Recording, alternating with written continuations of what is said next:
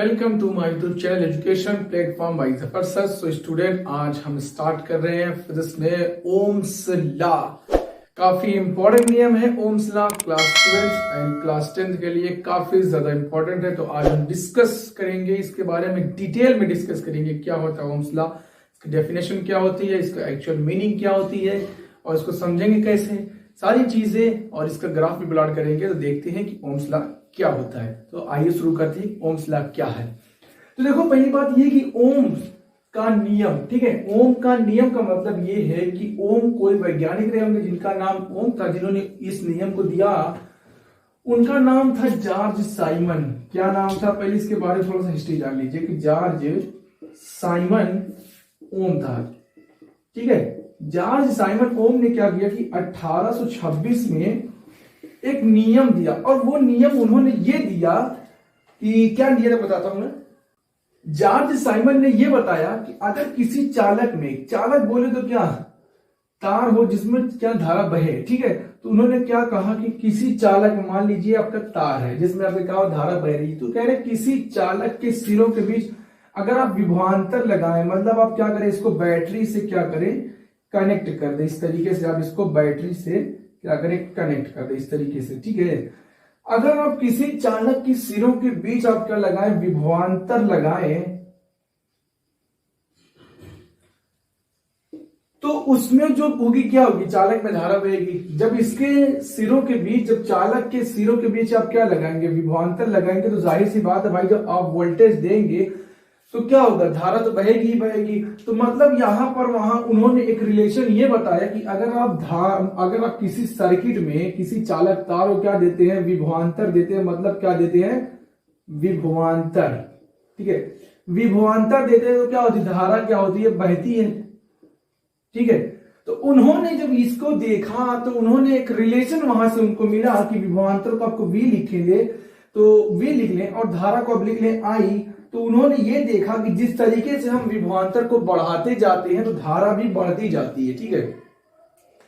और जब हम विभवांतर को घटाते जाते हैं तो धारा भी घटती जाती है। तो इससे ये पता चलता है कि जो धारा है वो डिपेंड करती है विभवांतर पर, कि कितनी ज्यादा की विभवांतर अगर ज्यादा है तो धारा भी ज्यादा होगी, अगर विभवांतर कम है तो धारा भी कम होगी। तो वहां से उन्होंने एक रिलेशन निकाला कि V जो है, विभवांतर जो है, कि वो किसके प्रोपोर्शनल है, I के प्रोपोर्शनल है, यानी अनुक्रमानुपाती। इसका जो मतलब है, ये अनुक्रमानुपाती का मतलब है। और ये साइन ये बताता है कि अगर इधर वाला बढ़ेगा तो ये भी बढ़ेगा, अगर ये घटेगा तो ये भी घटेगा, ठीक है। इसका मतलब ये अनुक्रमानुपाती का है। तो जब अनुक्रमानुपाती है, अब यहां पर एक बात ये थी कि अनुक्रमानुपाती आया, तो इसका मतलब ये है कि यहां पर V जो है डायरेक्टली, मतलब V जो है I के बराबर नहीं है, बस कुछ मतलब कुछ तो फर्क है भाई। यहां पर जो हम जो विभवांतर जितना दे रहे हैं हमें उतनी धारा नहीं मिल रही है, लेकिन हाँ ये है कि हम अगर विभवांतर देंगे तो धारा का मान बढ़ रहा है, विभवांतर अगर कम कर रहे हैं तो धारा का मान कम हो रहा है। लेकिन जितना हम विभवांतर रहे, जितना हम दे रहे हैं विभवांतर, उतना हमें धारा नहीं मिल रही है, हमें बल्कि कुछ धारा कम मिल रही है। इस वजह से यहाँ पर क्या लिखा गया है, अनुक्रमानुपाती का साइन है। अगर यहाँ पर जितना आप विभवांतर देते उतनी ही धारा आपको मिल जाती, तो यहां से आपको मिलता V is equal to I, V is equal to I, direct मिल जाता कि V जो है कि I के बराबर, मतलब जितना विभवांतर दे रहे हैं उतने में धारा मिल रही है। लेकिन यहां पर क्या होता है कि आप जितनी विभवांतर देते हैं उतनी धारा नहीं मिलती है, कुछ कम मिलती है। इस वजह से यहां पर क्या होता है कि अनुक्रमानुपाती का साइन आ जाता है। तो जब इस अनुक्रमानुपाती का साइन आप हटाएंगे तो कोई एक नियतांक आएगा, क्योंकि अनुक्रमानुपाती जहां होता है उसको हटाएंगे तो एक नियतांक आएगा। तो अब यहां से आपका क्या होगा, आपका V इज इक्वल टू किसके होगा, अब यहां एक आ जाता है अनुक्रमानुपाती कांस्टेंट आता है, इसको कहते हैं, ये एक मिनट, हाँ ये हो जाएगा R बोले तो रेजिस्टेंस, मतलब कि प्रतिरोध। आपका जो R है वो है प्रतिरोध, ठीक है। उन्होंने ये बताया कि विभवांतर बढ़ती है तो धारा भी बढ़ती है, लेकिन उनके बीच में कुछ थोड़ी सी कमी होती धारा और विभवांतर में। उस कमी को पूरा करने के लिए क्या होता है कि यहाँ पर अनुक्रमानुपाती लगाते हैं। जब अनुक्रमानुपाती का साइन हटाएंगे तो यहाँ पर एक क्या आता है, नियतांक आता है, कांस्टेंट आता है। उसी नियतांक कांस्टेंट को क्या कहते हैं, हम R से दिखाते हैं, और वो R क्या होता है, प्रतिरोध होता है। अब यहां पर एक बात आती है कि प्रतिरोध क्या होता है। तो थोड़ा समझो कि प्रतिरोध का मतलब ये है, प्रतिरोध मतलब जो रोकने के लिए हो, जो रोकता हो। अब क्या चीज रोकता हो? अब बात यह है कि जब आप चालक की सिरों के बीच में क्या लगाते हैं, विभवांतर लगाते हैं, तो धारा बहती है, ये तो बात आप जान चुके हैं। लेकिन चालक के अंदर भी क्या होती है कि चालक के अंदर गुण होती है, प्रॉपर्टी उसकी ये होती है कि वो धारा को रोकने की कोशिश करता है। चालक के अंदर ये खूबी होती है कि वो धारा को बहने से रोकता है। तो उसी खूबी को, उसी प्रॉपर्टी को, उसी गुण को हम क्या कहते हैं, प्रतिरोध। रोकने के लिए जो रोकता है, किसको? जो धारा को रोकता है, तो वही क्या है, प्रतिरोध है। तो अब यहां से जो हमारा V इक्वल टू क्या रहता है, आई आर के बराबर हो जाता है। मतलब ये है कि आप जितना धारा दे रहे हैं, वो धारा, जितना आप विभवांतर दे रहे हैं, तो वो जितनी आपको धारा मिल रही है वो, और आपको जितना रेजिस्टेंस, जितना वो धारा, क्या प्रतिरोध जो चालक रोक रहा है धारा को, वो दोनों का अगर आप गुणा कर दें तो आपको क्या मिल जाएगा, विभवांतर ही मिल जाएगा। यही ओम का नियम है। ओम ने यही बताया कि अगर आप किसी चालक के सिरे के बीच में विभवांतर लगाएं तो धारा में ये संबंध आता है। अब इसको क्या कर सकते हैं आप, इसको जो आप कांस्टेंट को इस तरफ कर दीजिए कि V अपॉन आई कर दीजिए, ठीक है। V अपॉन आई कर दिएंगे तो यहां से आपको क्या मिल जाएगा, R। अब यहां पर एक नया रिलेशन ये मिलता है, ये काफी ज्यादा इंपॉर्टेंट होता है। और इस R का जो मात्रक होता है ना, वो होता है ओम। इसको हम कहते हैं ओम। रेजिस्टेंस का मात्रक जो होता है वो कितना होता है, ओम। और इसको दिखाते हैं इस तरीके से, ये आपका साइन है ओम का। प्रतिरोध का मात्रक जो होता है वो ओम होता है। क्यों? तो यहां पर देखो, इस नियम की वजह से प्रतिरोध का जो मात्रक होता है वो ओम रखा गया, और इस पूरे कॉन्सेप्ट को, इस पूरे नियम को क्या कहते हैं, ओम का नियम कहते हैं। और यहां पर देखो जो V अपॉन आई है ना, अब यहां पर थोड़ा समझो, जो V अपॉन आई है इसका मतलब ये है कि R, मतलब ये है कि आप विभवांतर की वैल्यू कुछ भी रख लो, ठीक है। आप विभवांतर की वैल्यू कुछ भी रख लो, आई की भी वैल्यू कुछ भी रख लो, हमेशा हमेशा जब उनको आप भाग करोगे, डिवाइड करोगे, V अपॉन आई करोगे, तो आपको एक नियतांक ही मिलेगा, एक नियतांक मिलेगा। अभी इसका ग्राफिकल प्रेजेंटेशन करके बताऊंगा कि किस तरीके से ग्राफिकल प्रेजेंटेशन होता है, कि वहां पर R किस तरीके से नियतांक होता है। तो वो सारी चीजें हम डिस्कस करते हैं, कि देखेंगे कि इसके बाद से देखते हैं कि इसकी डेफिनेशन क्या है, वो सारी चीजें कि आप एग्जाम में लिखेंगे क्या। अभी तक तो ये समझाने के लिए था, तो अब आप एग्जाम में लिखेंगे, वो सारी चीजें देखते हैं नेक्स्ट सेक्शन के अंदर। सो स्टूडेंट, अब हम देखते हैं कि आप अपने नोट्स में क्या लिख के आएंगे। जब एग्जाम में पूछा जाए कि ओम का नियम क्या होता है, तो वो आप क्या लिख करके आएंगे, तो वो देखते हैं क्या लिखेंगे आप, कि यदि किसी चालक की भौतिक अवस्था, ठीक है। अब भौतिक अवस्था कौन कौन सी हो रही है, जैसे ताप है, भौतिक मतलब जो दिखने वाली, जैसे मान लीजिए ये है, ये तार मान लीजिए, ठीक है। तो इसकी क्या है, इसका रंग कितना है, इसकी लंबाई कितनी है, इसका क्षेत्रफल क्या है, इसकी ये कौन सी मटेरियल से बना है, इस पर कितना टेम्परेचर है, कितना ताप है, ये सारी चीजें क्या कहलाती है, भौतिक अवस्था कहलाती है, ठीक है। तो यदि किसी चालक की भौतिक अवस्था जैसे ताप, दाब, लंबाई, क्षेत्रफल आदि ना बदले, मतलब उसको आप चेंज मत करो, ये चीजें इसको चेंज कुछ भी मत करो, ऐसे रहने दो, ठीक है। तो चालक के सिरों के बीच क्या लगाएं, आप विभवांतर लगाएं। तो इस चालक के तारों के बीच क्या लगाएं, आप विभवांतर यानी वोल्टेज लगाएं। तो क्या होगा, जब आप विभवांतर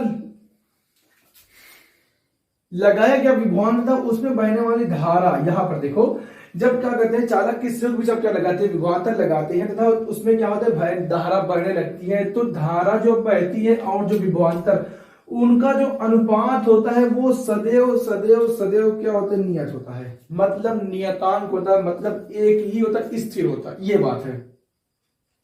किसी भी परिपथ में अगर आप वोल्टेज को बढ़ा रहे हैं, धारा बढ़ रही है, उन दोनों का अगर आप अनुपात कर रहे हैं, तो हमेशा हमेशा हमेशा कुछ अगर आएगा तो वो एक ही कुछ आएगा, वो आएगा नियतांक आएगा। अब वो जो भी है वो अलग बात है, लेकिन हमेशा हर पॉइंट पर क्या आएगा, V upon I is equal to R बोले तो कांस्टेंट होगा। उसी को हम क्या कहते हैं, विभवांतर, उसको हम कहते हैं प्रतिरोध कहते हैं। तो यही है, कहता है कि किसी चालक की भौतिक अवस्था ये मान लीजिए है, इस चालक की कुछ भी ना बदलो, ऐसे ले लो, ठीक है। और तब इस चालक के सिरे के बीच क्या लगाओ, वोल्टेज लगाओ। तो उसमें जो धारा बह रही है और जो विभवांतर है, वोल्टेज जो है, उन दोनों को जब आप अनुपात करेंगे, मतलब रेशियो लेंगे, मतलब उन दोनों को भाग करेंगे, तो हमेशा आपको क्या मिलेगा, एक नियतांक मिलेगा। यही कहता है ओम का नियम। तो उसको हम किस तरीके से लिखेंगे, तो अब बाद में उसको यहां से लिखेंगे, यदि यहाँ आप बढ़ा सकते हैं कि चालक के सिरों के बीच का विभवांतर जो है वो V है तथा उसमें बहने वाली धारा क्या है I। यहाँ पर आप लगा सकते हैं कि चालक के सिरों के बीच, यहाँ लगा चालक के सिरों के बीच लगाया गया विभवांतर क्या यहाँ पर लिख सकते हैं V तथा उसमें बहने वाली धारा क्या है I है। तब लिख सकते हैं कि वो तो ओम के नियम से V/I is equal to R। यही है ओम का नियम, कंप्लीटली यही ओम का नियम है। तो ठीक है, हम देखते हैं इसके बाद से कि किस तरीके से इसका ग्राफ प्लॉट होता है, वो देखते हैं नेक्स्ट सेक्शन के अंदर।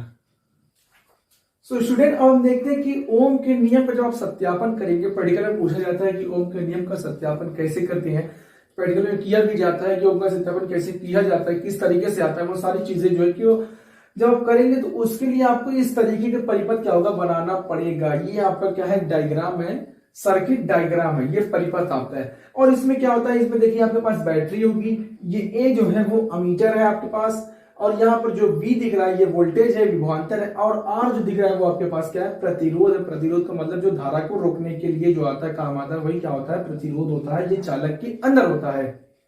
जब आप आई की वैल्यू यहां से देखिए बढ़ाते हैं तो विभवांतर में देखो, इसमें प्रैक्टिकल आप करेंगे ना तो यहां से आपको देखो इस तरीके से बनाना होता है। मैं इसको प्रैक्टिकल तरीके से समझाने की कोशिश कर रहा हूं। इस तरीके से आप क्या करेंगे बनाएंगे, यहाँ पर आपका क्या हो जाएगा अमीटर हो जाएगा, ए की वैल्यू हो जाएगी, यहाँ पर आपकी बी की वैल्यू हो जाएगी, यहाँ पर आपके पास V/A, यहाँ पर ए नहीं बल्कि आप आई लिखो यानी कि धारा की वैल्यू लिखो, और यहाँ पर क्या लिखेंगे आप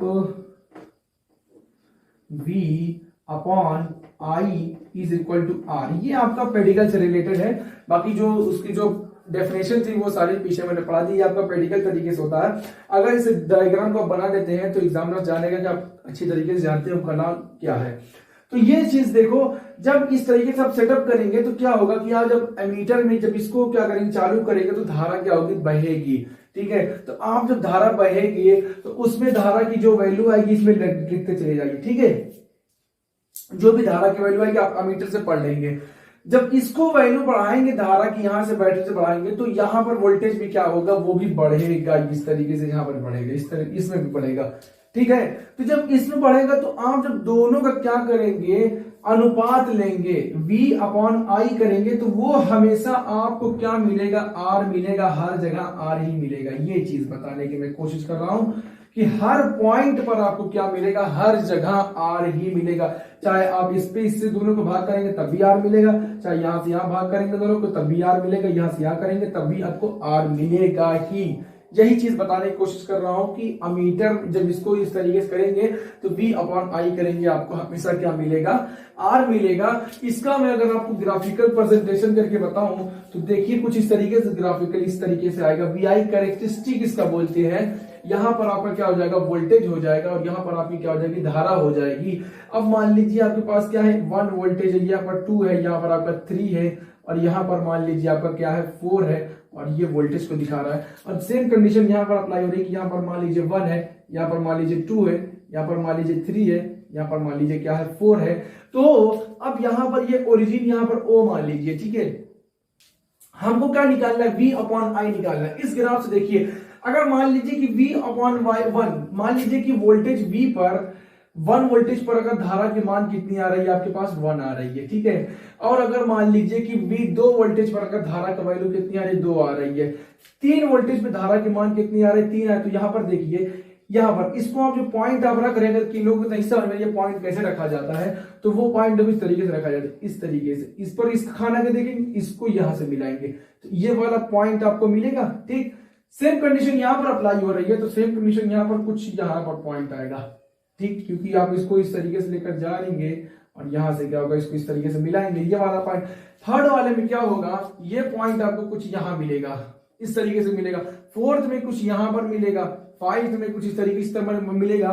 तो जब आप इन सारे बिंदुओं को क्या करेंगे इस तरीके से मिलाएंगे तो आप एक सीधी रेखा आपको मिलेगी। ये चीज है, एक सीधी रेखा मिलेगी। कहीं भी आपको क्या होगा, ये सीधी रेखा जो दिखाता है वो किसको दिखाता है, R को दिखाता है। यही इसका ग्राफिकल प्रेजेंटेशन है कि ग्राफिकल में ये दिखाता है कि जो आपके पास रेजिस्टेंस है, जो आपके पास क्या है, जो प्रतिरोध है, उसका जो मान होगा वो क्या होगा, एकदम सीधा चला जाएगा। इससे ये पता चलता है कि आर की जो वैल्यू है वो नहीं बदल रही है, फ्लक्चुएट नहीं कर रही है। मतलब अगर आर की वैल्यू 2 आई है तो वो 2 के बाद 2.5 नहीं आ रही, बल्कि वो 2 ही आ रही है। हर जगह एक ही दिख रही है, क्योंकि तभी ये सीधी लाइन मिली है ग्राफ में। ठीक है, तो ये सारी चीजें हैं ओम के नियम की। तो आई होप ओम का नियम यहां तक था। तो स्टूडेंट, अगर आपको वीडियो अच्छी लगी तो वीडियो को लाइक कीजिएगा, चैनल को सब्सक्राइब कीजिएगा, और इसके बाद अगर आपको कोई दिक्कत परेशानी हो तो कमेंट बॉक्स में करिए, उसको आंसर जरूर दे दिया जाएगा। तो आज हमने सीखा कि ओम का नियम क्या होता है। इसके बाद हम देखेंगे प्रतिरोध क्या होता है, प्रतिरोधों का संयोजन क्या होता है। इसके बाद से हम देखेंगे काफी इंपॉर्टेंट लॉ की तरफ चलेंगे, जो कि हमारा है किरचॉफ लॉ, जो कि वैद्युत चालन की जान है, काफी ज्यादा इंपॉर्टेंट है किरचॉफ लॉ। तो देखेंगे हम नेक्स्ट सेक्शन के अंदर। सो चलते हैं, बाय बाय।